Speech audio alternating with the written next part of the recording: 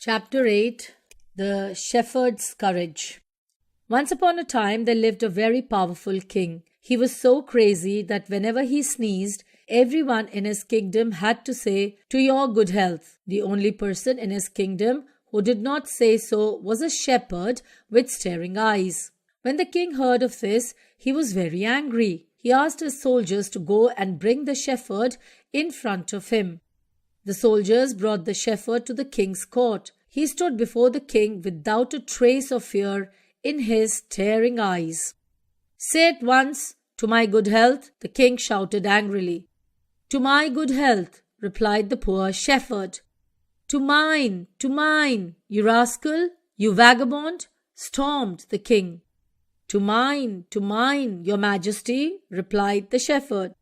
Seeing all this, one of the most trusted ministers of the king walked up to the shepherd and said in a whispering tone, "Say at once, 'To your majesty's good health,' for if you don't say so, you will lose your life." The brave shepherd replied, "No, I will not say so till the king marries his daughter to me." Hearing this, the princess who was sitting on a little throne beside the king could not help laughing. But the king was so infuriated that he gave orders to throw the shepherd into the wild bear's pit. The soldiers took him and drew him into the pit with the hungry wild bear who had not been given food for a long time. The door of the pit was hardly closed when the bear pounced upon the shepherd, but when it saw his eyes, it was so much frightened that it did not dare to touch him. Next morning, the trusted minister came to see the shepherd. He was amazed to find him alive and well. He led him to the king, who angrily shouted, "Well, you have learned what it is to be very near to death. Will you now say, 'To my good health'?" "I am not afraid of 10 deaths. I will only say it if I may have the princess for my wife," replied the brave shepherd. "Then go to your deaths," cried the king, and ordered him to be thrown into the pen with the wild boars. The wild boars had not been fed for a week, and when the shepherd was thrust into their pen, they rushed at him to tear him to pieces.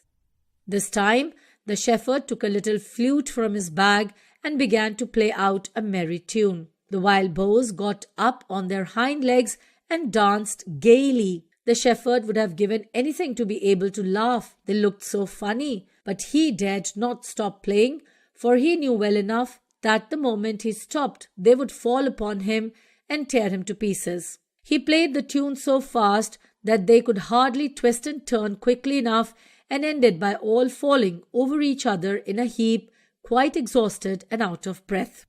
When the minister came early in the morning, expecting to find only his bones, he was surprised to see him laughing. The shepherd was again brought before the king, but he was more angry than ever to see the shepherd smiling. The king said, "Will you now obey my orders?" "Not until you marry your daughter to me," replied the shepherd. This time the king roared, "Throw this rascal in the cage of the hungry lion." His orders were adhered to. The hungry lion could not face the stare of his shining eyes. He simply sat in one corner of the cage. Quite early next morning, the trusted minister came to see the shepherd. He was stunned to see him safe, alive and well. He brought him to the king, whose fury was greater than ever. He roared above his voice, "Do you agree to say, 'To my good health'?" But the shepherd gave the same answer, "I won't say so till the princess is my wife." Now the king understood that he could not win over the shepherd. A plan flashed in his mind. He ordered the state coach to be got ready. Then he asked the shepherd to sit beside him and ordered the coachman to drive to the magic wood. When they reached it, he said, "Do you see this magic wood? It is full of trees with rubies and pearls hanging on them. Well, if you will say, 'To your good health,' I will give it to you." The shepherd replied, "Not under any circumstances. I will not say so till the princess is my wife." The confused king drove further on till they came to a splendid castle, all made up of gold, and then he said, "Do you see this golden castle? Well, I will give you the magic wood and the golden castle, if only you will say that one thing to me, 'To your good health.'" "No, I will not say so till I have the princess as my wife," replied the shepherd. This time the king was overwhelmed with grief, and he gave orders to drive on to the diamond pond, and there he tried once more. He said, "Do you see this diamond pond? I will give you all that you have seen till now, if you say so, to your good health." The shepherd adamantly replied, "No, no, I will not say so till I have the princess as my wife." Then the king saw that all his efforts were useless and that he might as well give in, so he said, Well, it's all the same to me. I will marry my daughter to you, but then you really and truly must say to me, 'To your good health.'" "Of course I will say so. Why should I not say so? Now I will say so for my father-in-law," replied the shepherd happily. At this the king was very much delighted. He made it known all through the kingdom that there were to be great rejoicings as the princess was going to be married. There was such a grand wedding as had never been seen. Everyone ate and drank and danced. Even the sick were feasted, and the quite tiny newborn children had presents given to them.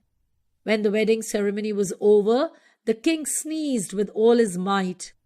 "To your very good health," shouted the shepherd before anyone else, and the king was so delighted that he did not regret having married his daughter